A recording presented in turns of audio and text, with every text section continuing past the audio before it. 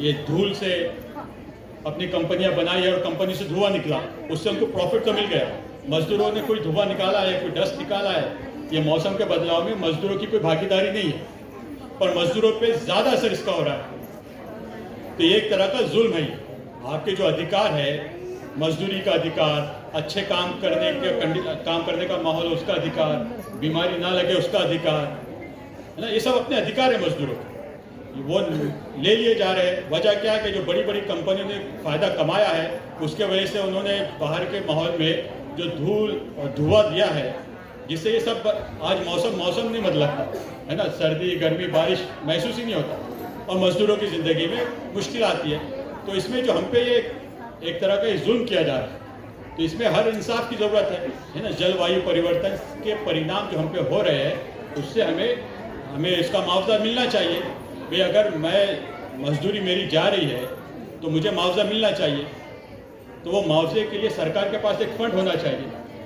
भाई एक बोला जाता है, एक इंग्लिश में एक वर्ड है, यूएन के एक टर्मिनोलॉजी है, लॉस एंड डैमेज फंड, कि जब ये जलवायु परिवर्तन से जिसका नुकसान हो रहा है ना, जिसका भी नुकसान हो रहा है, उसकी नुकसान की भरपाई करनी चाहिए। नुकसान की भरपाई कौन करे?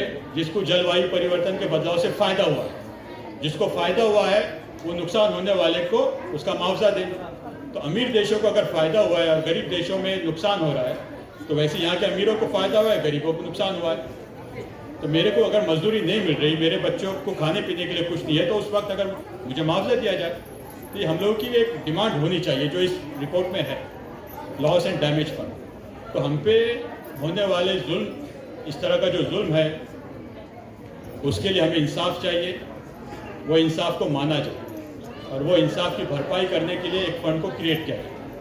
ये बात भी निकल के आई थी मजदूरों से बात करके। सरकार के पास क्या पॉलिसी है?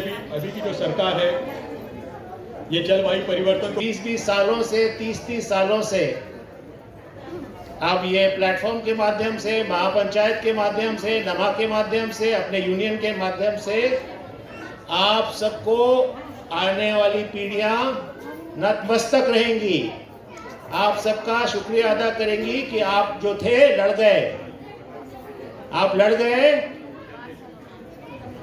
क्योंकि आप नहीं लड़ोगे कुछ नहीं होने वाला। आप बोलते थे ये हक की लड़ाई है, तो आप मुझे बताएं हक की लड़ाई किसके सामने होती है? अपना गला साफ करिए साथियों, चुपचाप बैठने का वक्त नहीं है। तो हक की लड़ाई किससे लड़ते हैं आप? केवल सरकार से। और किससे लड़ते हैं? अपने आप से लड़ते हैं। और किससे लड़ते हैं?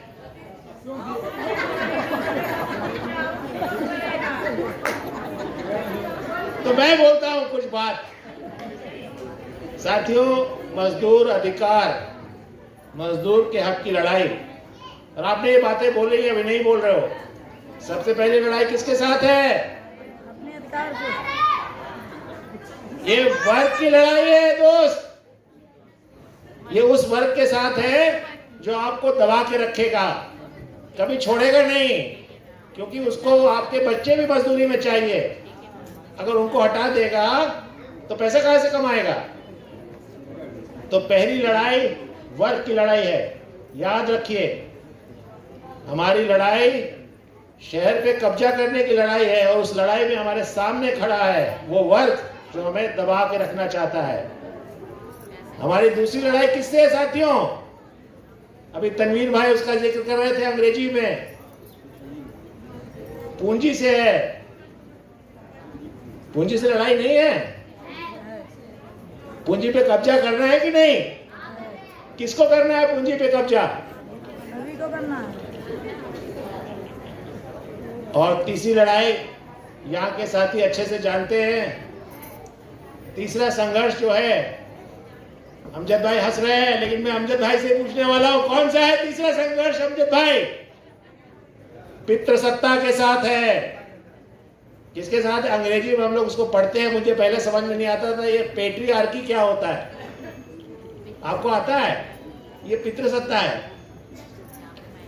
जब महिला वर्ग को शोषित किया जाता है ढांचागत तरीके से,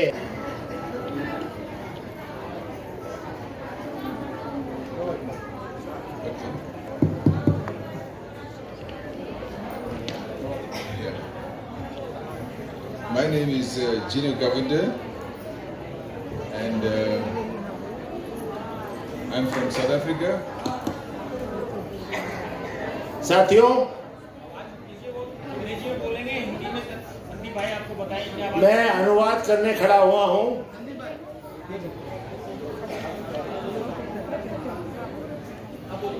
हमारे साथी, हमारे सम्मानित अतिथि साउथ अफ्रीका से आए, दक्षिण अफ्रीका से आए।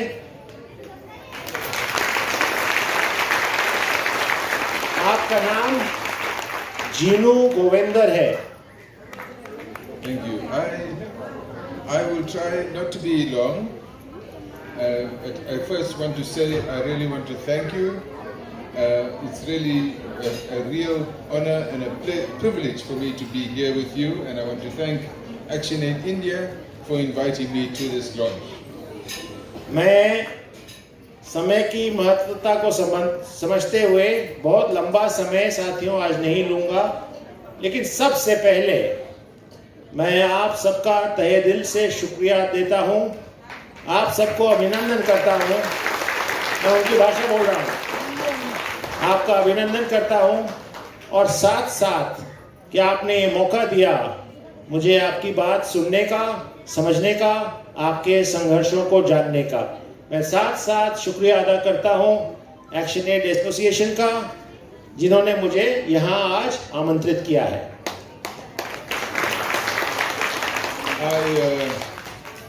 I'm an old man, and for that I am on the international board of ActionAid International as an old man. But I want to tell you a story when I was a young boy in South Africa. तो मैं आज, मेरी आयु हो गई जैसा आपको शायद दिखता होगा, तो शायद इसी कारण से एक्शनएड इंटरनेशनल ने अंतर्राष्ट्रीय स्तर पे मुझे उनके बोर्ड में, उनके प्रति जो प्राथमिक सोच है, प्राथमिक बॉडी है निर्णय लेने के लिए, उसमें आमंत्रित किया है और मैं उसमें हूँ अभी। क्यों? और लेकिन मैं कहानी बताना चाहता हूँ। जब मैं एक युवक था और कई साल पहले की कहानी से मैं अपनी बात शुरू कर रहा हूँ। You see the shirt I'm wearing? This shirt is, you can see it's a little bit small for me. जो मैंने ऊपर पहना है, आपको दिखता होगा छोटा हो गया है, थोड़ा मैं मोटा हो गया हूँ, लेकिन इसकी पीछे एक कहानी है। Because many years ago, I worked for the union in South Africa. I worked for a very big union in South Africa. And the name of you see the badge of the union here is the National Union of Mine Workers, but it was a union of mine workers, energy workers and construction workers.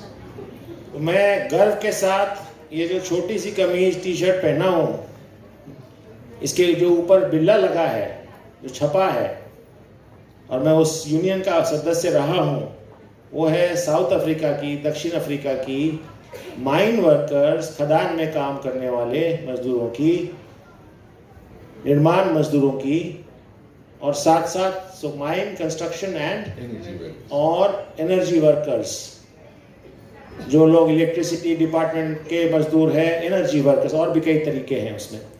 उस union का सदस्य रहा हूं और वहीं से मैंने शुरुआत करी है।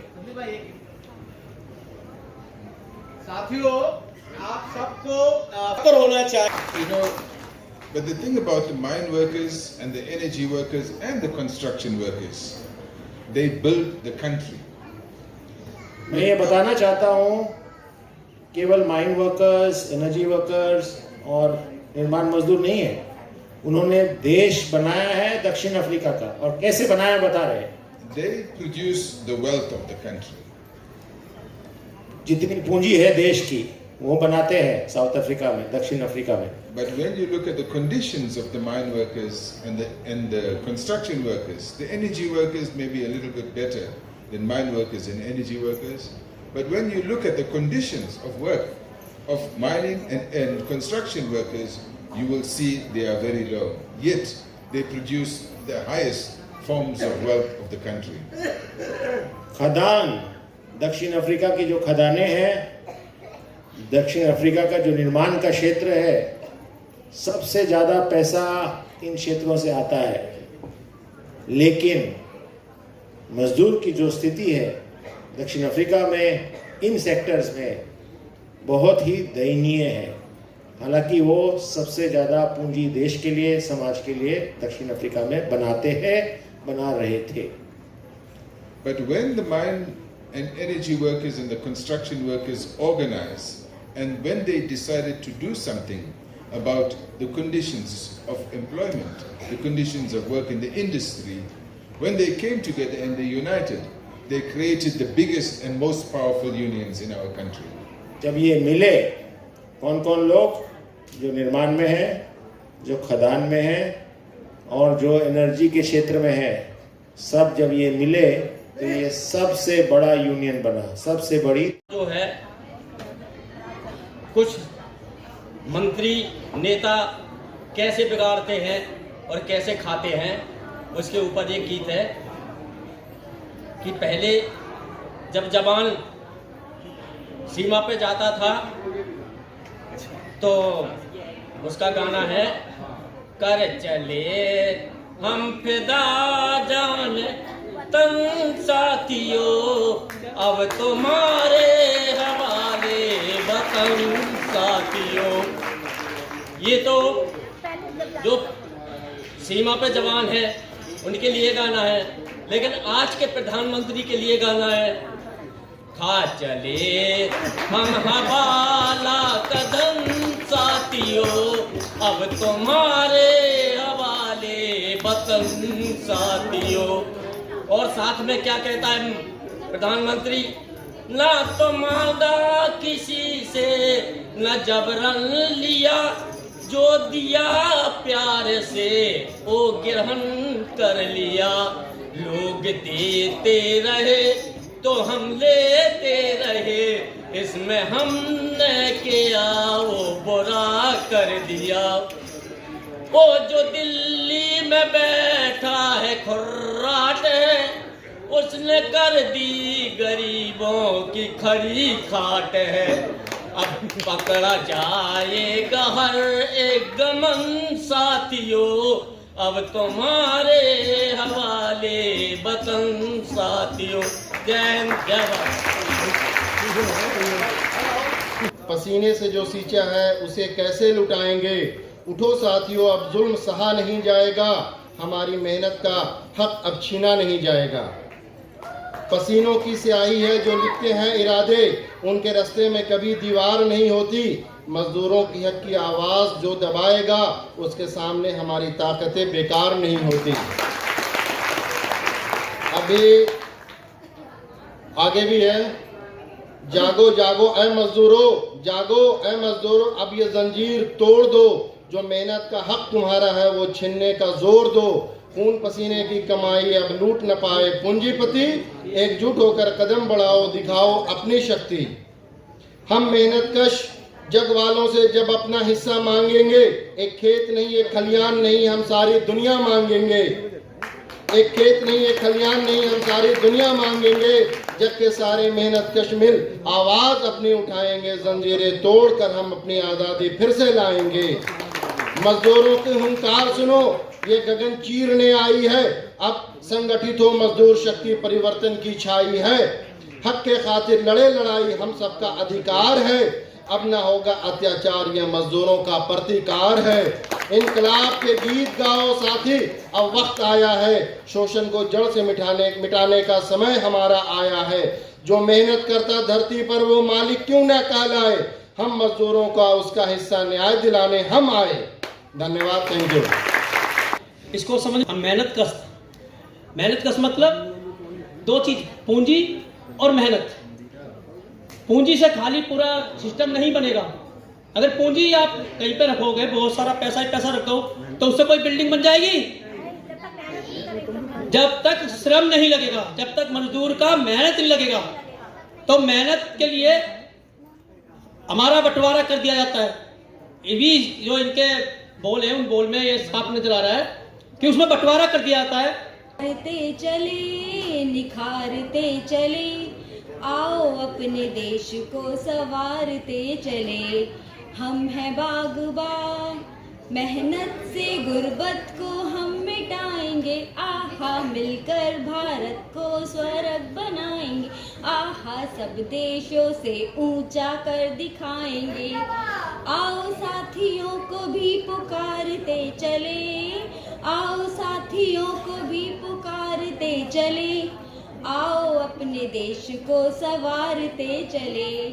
हम हैं बागबान। Thank you. बात की और वो बात करने के बाद ये समझ में आया कि उन्होंने बताया कि चाहे गर्मी हो चाहे बरसात या खुले तापमान खुले आसमान के नीचे जो है काम करने से वो बीमार ही पड़ जाते हैं, उसके बाद भी उनको काम करना पड़ता है। छुट्टी कोई छुट्टी भी नहीं मिलती है कि हाँ छुट्टी, मान लो बीमार पड़ गए छुट्टी मिल जाए उनको, या उसका जो है कुछ जो पैसा होता है उसका मिले, तो ऐसा नहीं होता है। जो है उनको जो है काम करना ही पड़ता है। धन्यवाद। अच्छा बता नहीं पा रहा, लेकिन ये है कि संगठन की तरफ से इनका जब इन्होंने आवेदन किया तो इनकी उम्र का आपको मालूम है, जब कोई सुविधा नहीं देनी तो बोर्ड कुछ ना कुछ कमी निकाल देता है। तो हाँ, तो इनके उम्र का जो है 2 महीने 3 महीने का डिफरेंस निकाल के कि कार्ड जो है गैप आ गया 2 महीने का, तो आप जो है लाइव मेंबर नहीं हो, इसलिए आपको पेंशन नहीं मिलेगी। तो बड़ा अजीब लगा जब हमारे सामने काम आया, तो हमने फिर इनका आवेदन लगवाया है और अब ये अपील में चले गए हैं। मतलब जो डिस्ट्रिक्ट वाला ऑफिस है उसके खिलाफ, उनके डिसीजन के खिलाफ हेडक्वार्टर में जो बोर्ड के सेक्रेटरी हैं इनके फाइल अब वहाँ पहुँच गई। इन्होंने अपील लगा दी कि भाई मैं ये जो उस समय काम बंद था तो उस कारण मेरा रिन्यूअल नहीं हुआ था, उसमें मेरा क्या दोष है, तो आप इसको कहिए। तो ये पीछे नहीं हटे, इन्होंने लिखतम में भी, वक्तव्य में भी, जाने में भी, डेलीगेशन के रूप में भी, संगठन के साथ में भी अभी भी प्रयास है। और इनकी इस महीने उम्मीद है कि सुनवाई होगी, और अगर सुनवाई हो जाती है पॉजिटिव तो जरूर हमें उम्मीद करेंगे कि इनकी पेंशन जरूर लगे। और हमारा इस पे इनके ऊपर पूरा सहयोग है कि भाई इनको किसी ना किसी तरह पेंशन हम जरूर दिलवा पाएँ, तो वो हमारे लिए बहुत बड़ी उपलब्धि होगी। धन्यवाद गोस्वामी जी, आप निश्चिंत रहिए, आपके साथ ये सभी मजदूर हैं और सभी संगठन आपके साथ हैं। अगर आपका केस नहीं होगा तो हम वहाँ पे जाके उनके साथ पूरा लड़ने के लिए तैयार है, बोर्ड के अधिकारी के लिए भी तैयार है। ऐसे कई साथी हैं जिनका इसी तरह से केवल जो 15 साल से 20 साल से अपना बोर्ड के साथ जुड़े रहे, और जब आज 60 साल के हुए तो किसी का उम्र में कमी निकाल दी, किसी का कि आपका कार्ड चालू नहीं था, रिन्यूअल था, गैप था, इस तरह करके पेंशन ना देनी पड़े, उसके कारण उनको दिक्कतें आई हैं। तो ऐसे बहुत सारे साथी हैं, उनके में ये हमारे बीच में उन्होंने बात रखी, शुक्रिया। मैं साथियों समय को देखते हुए एक हमारे जो संगठन वाला जो सत्र है, इसमें यूनियन वाला सत्र है, इसमें एक साथी और मैं चाहूँगा कि अशरफ भाई को आमंत्रित करना चाहूँगा। अशरफ भाई ने, आपको पता है जब दिल्ली में हीट वेव चली, पूरा गर्मी का वो सीजन चला, बहुत ताप इस बार दिल्ली में बढ़ा, क्योंकि ये कार्यक्रम जलवायु परिवर्तन को देख के हम लोगों ने किया है। तो उस समय दिल्ली में मजदूरों के साथ जो स्थिति थी कि उनको काम पे सरकार ने जरूर ये आदेश दे दिया था कि 3 घंटे काम, एक नोटिफिकेशन निकाल के कि 3 घंटे काम ना करवाया जाए मजदूरों से, उनको नारियल पानी दिया जाए या उनको ठंडा पानी की व्यवस्था किया जाए, उनका 2 घंटे 3 घंटे का गैप किया जाए। तो उस सर्कुलर को जो हम लोगों ने निकलवाया जरूर था, लेकिन जमीनी हकीकत पे हम जब संगठनों की तरफ से गए तो वहाँ पर क्या दिक्कतें थी, क्या थे, तो टीम बनाकर अशरफ जी के नेतृत्व में कई कंस्ट्रक्शन साइट पे वो गए। तो मैं चाहूँगा कि संक्षेप में वो अनुभव कि जलवायु परिवर्तन से मजदूरों पे फर्क पड़ता है और यूनियन किस तरह से मजदूरों के बीच में जाकर उनके लिए आवाज उठाती है। इनका बोर्ड का रजिस्ट्रेशन करवा के सर्टिफिकेट दिया था। तो इस तरह के साथी जो है आज भी हमारे साथ संगठन के साथ जुड़े हैं, लेकिन दिक्कत यह है कि सुविधाएं नहीं ले पाते हैं। तो वो अपने अनुभव मैं चाहूंगा कि वो संक्षेप में अपना जो संघर्ष है पेंशन का, उनका पेंशन का बोर्ड से जो लेने का संघर्ष है, उसके थोड़े से वो अनुभव अपने बीच में रखें। वो आए हैं और उन्होंने रिक्वेस्ट करी कि मुझे जरूर मौका दें, तो उनकी बात को मैं नहीं काट सकता। हमारे पुराने साथी भी हैं, बोर्ड के भी सदस्य हैं, रहे हैं पहले 8 में, तो मैं उनको आमंत्रित करूंगा वो अपनी बात रखें संक्षेप में अपनी संक्षेप। मेरा नाम शिवशंकर गोस्वामी है। मैं 2005 में निर्माण मजदूर का रजिस्ट्रेशन करवाया हूँ।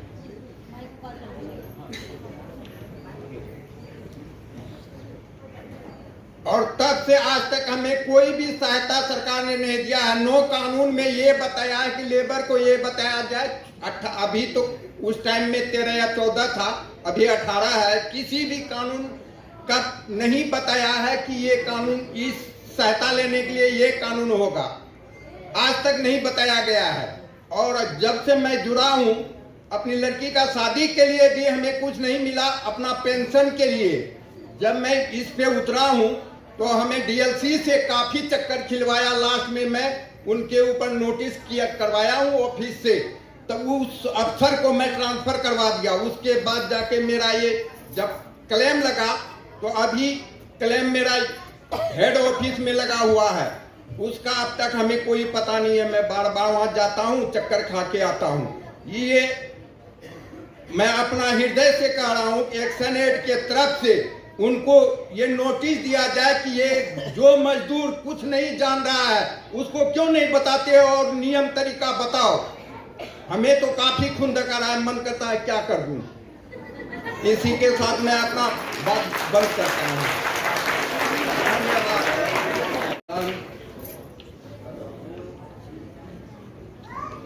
देखो, मैं मजबूर शुरू से बचपन से ही मजदूर हूँ आज तक, लेकिन ये हमारी कमी है कि हमें कुछ नहीं मिले। ये हमारी कमी है, यूनियन वाले हमें कहाँ से देंगे?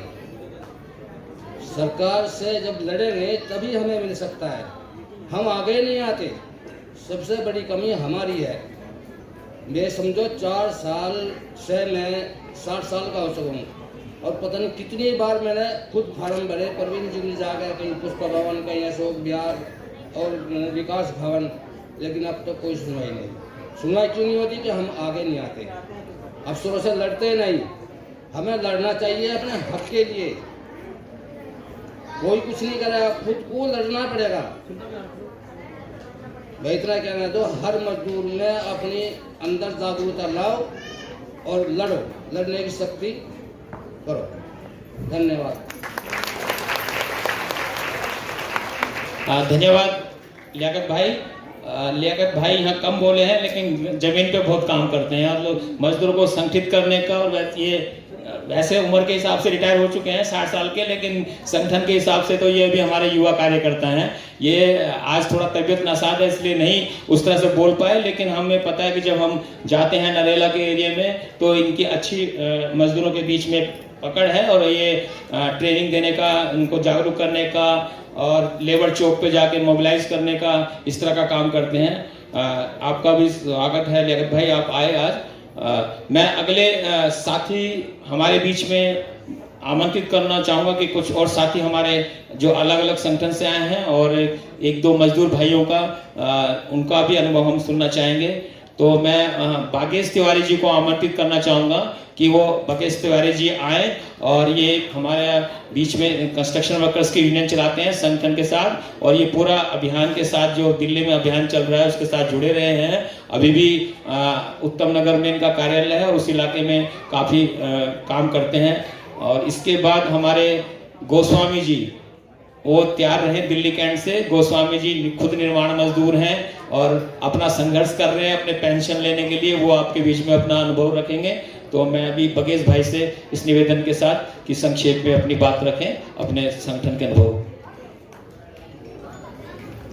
धन्यवाद साथियों, अभी मंच पर बैठे हुए साथियों और मेहमान मजदूर जितने भी भाई आए हैं सबको हमारा नमस्कार।